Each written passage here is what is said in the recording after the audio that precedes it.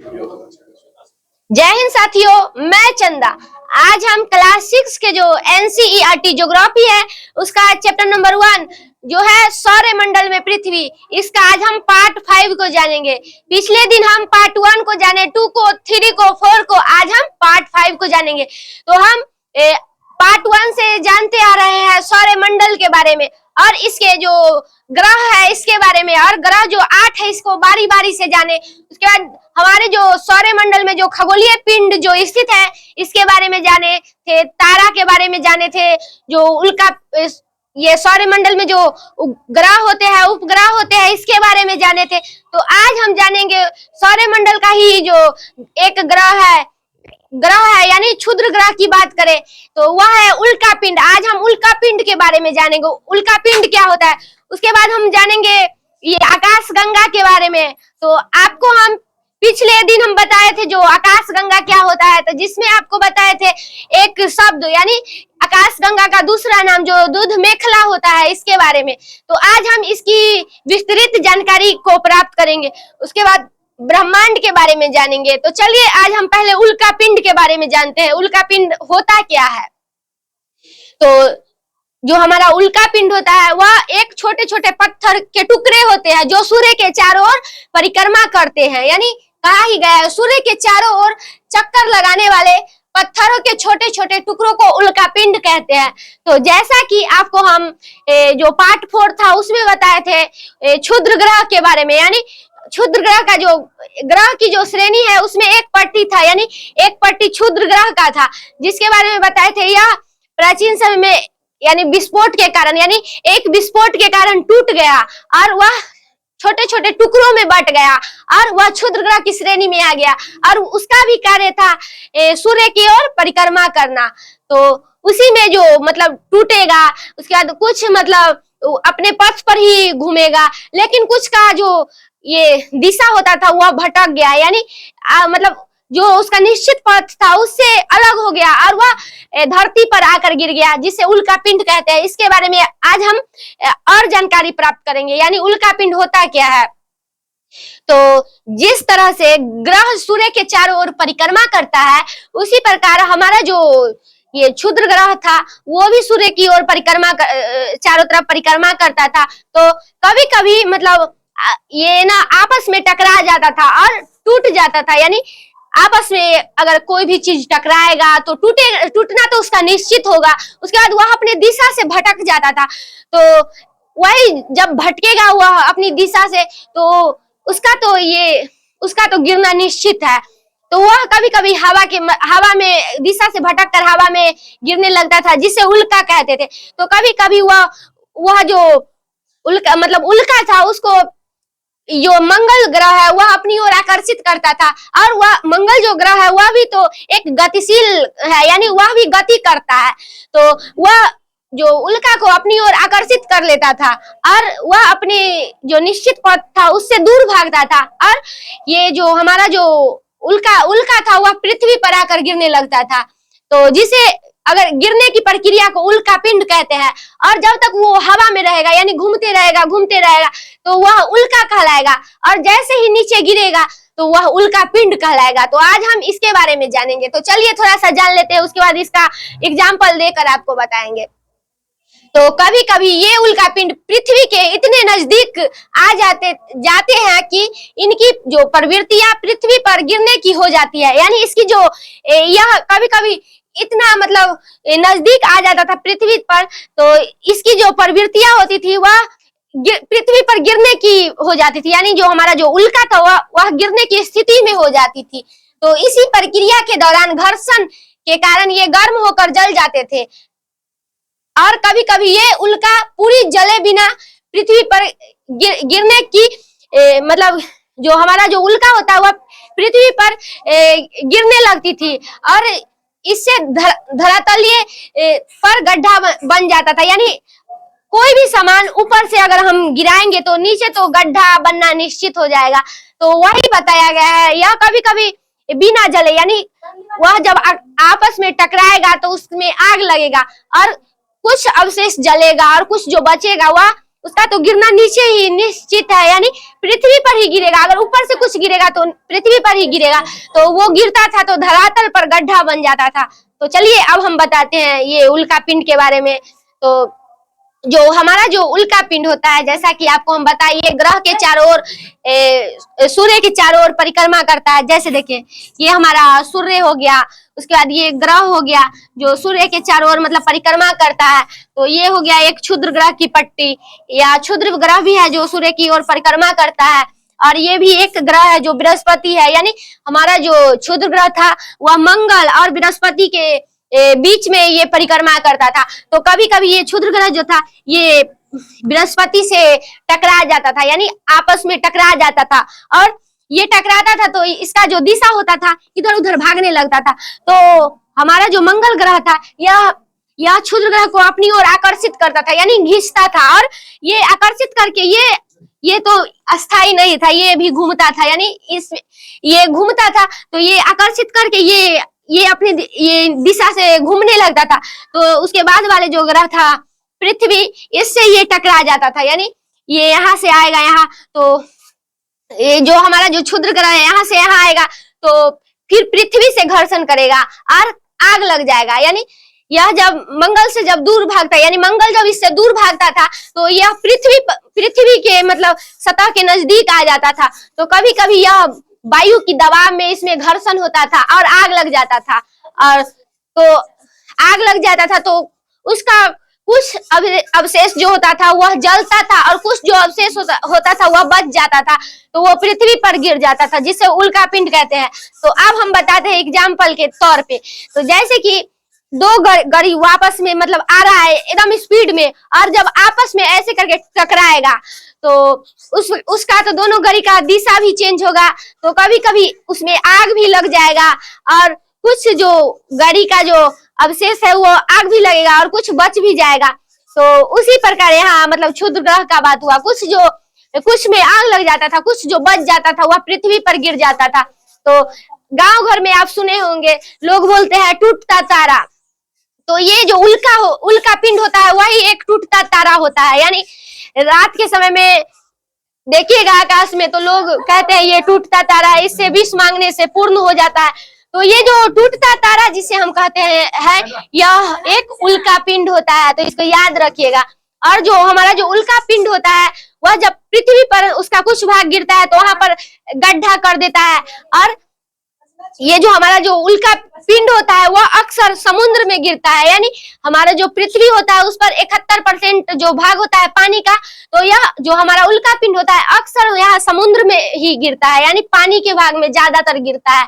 और देखेंगे तो ये मतलब हर रोज इसका ये उल्का पिंड टूटते हैं और गिरते हैं, लेकिन हमारा जो वायुमंडल है वह मतलब ऊपर ही रख देता है। यानी कहे तो ये जो हमारा वायुमंडल है वह रक्षा कवच है, यानी गिरेगा तो किसी न किसी के मतलब सर पे यानी गिरेगा, यानी वो तो देखेगा नहीं यहाँ आदमी है ये वो, कहूं भी वो गिर सकता है, लेकिन हमारा रक्षा कौन करता है, वहां वायुमंडल करता है, उसे गिरने से रोकता है।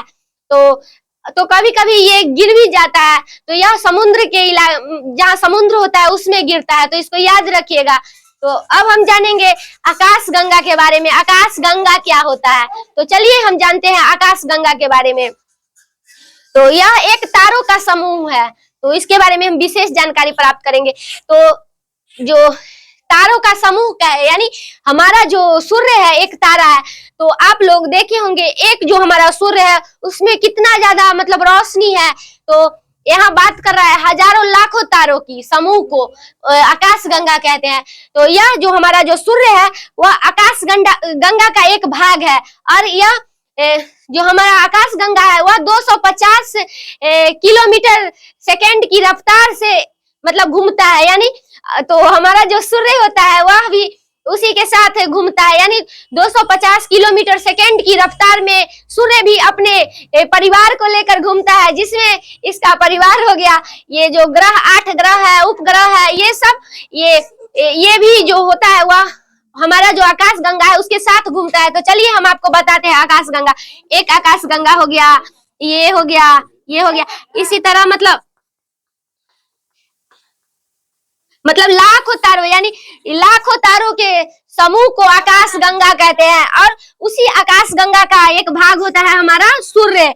तो इसको याद रखिएगा। जिस तरह यह परिक्रमा करेगा यानी 250 किलोमीटर सेकेंड की रफ्तार से ये जो हमारा आकाश गंगा होता है ये घूमेगा, तो उसी के साथ साथ जो हमारा जो ये सूर्य है वह भी इसी का भाग है। तो ये भी तो इसी के साथ यानी दौड़ेगा।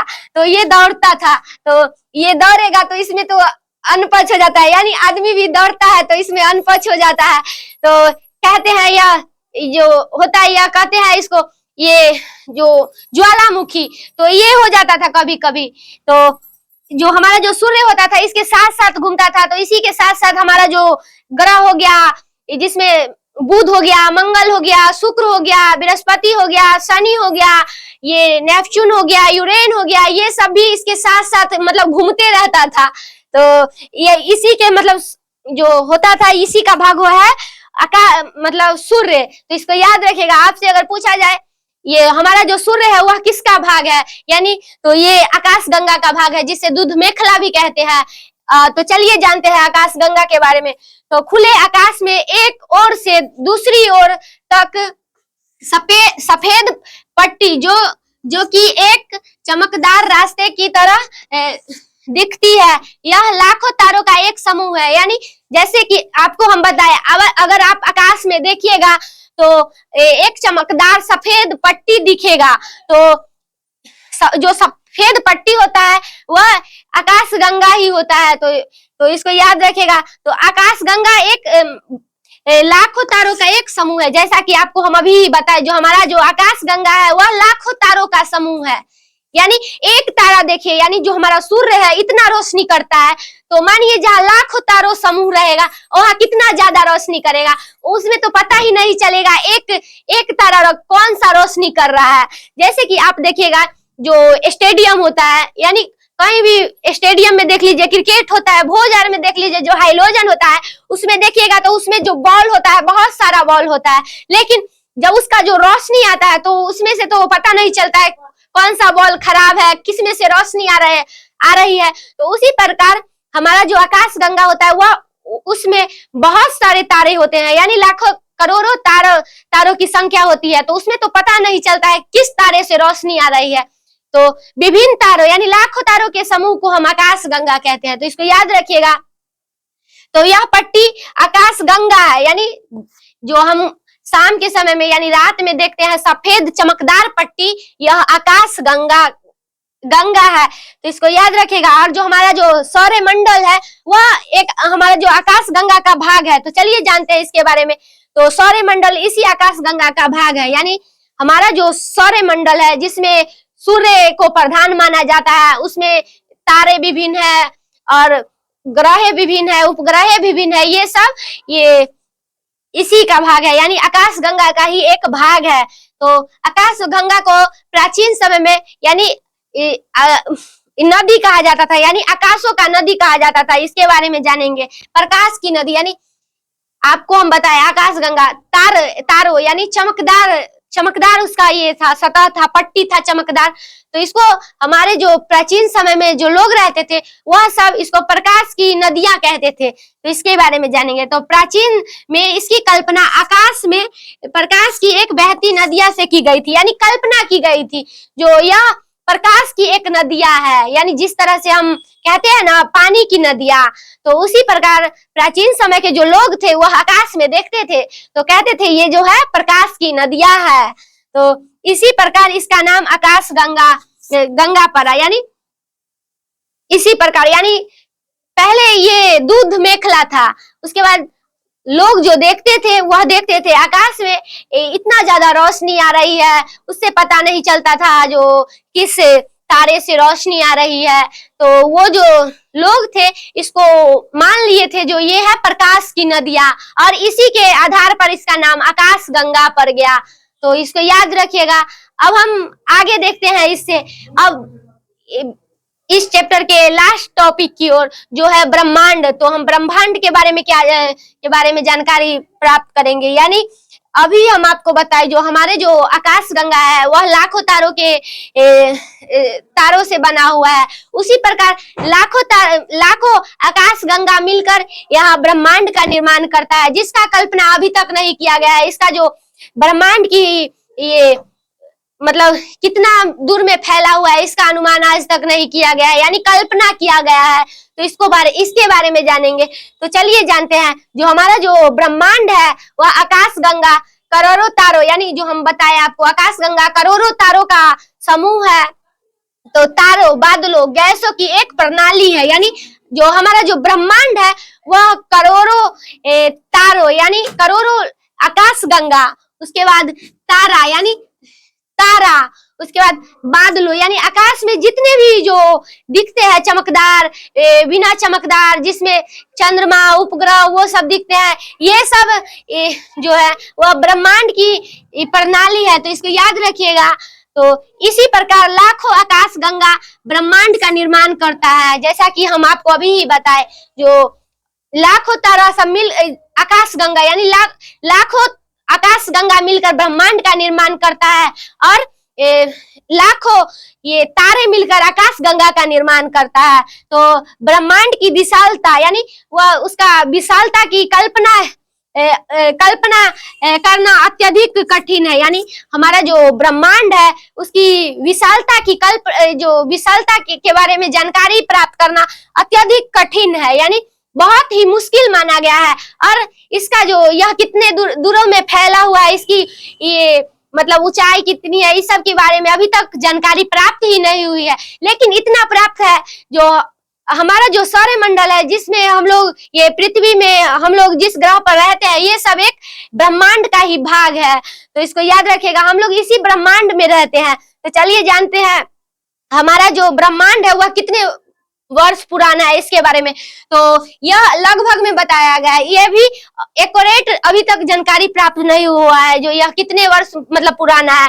तो चलिए जानते हैं। यह लगभग 13.7 से 13.8 अरब पुराना है, यानी यह 13.7 से 13.8 अरब पुराना है। मान लीजिए कितना पुराना होगा। तो इस जो क्लास 6 का जो चैप्टर नंबर 1 था उसमें इतना ही जानकारी था। अब हम इससे विशेष जानकारी अगले टॉपिक यानी चैप्टर में प्राप्त करेंगे। और हम चैप्टर आज मतलब पार्ट 5 तक जाने थे, जिसमें हम पूरे जो सौरमंडल था इसके बारे में जान लिए। अब हम इससे आगे की जानकारी, पृथ्वी के विशेष जानकारी की बात करें तो वह चैप्टर नंबर 2 में जानेंगे। तब तक इतना ही रहने देते हैं, फिर मिलेंगे अगले दिन अगले चैप्टर के साथ। तब तक धन्यवाद।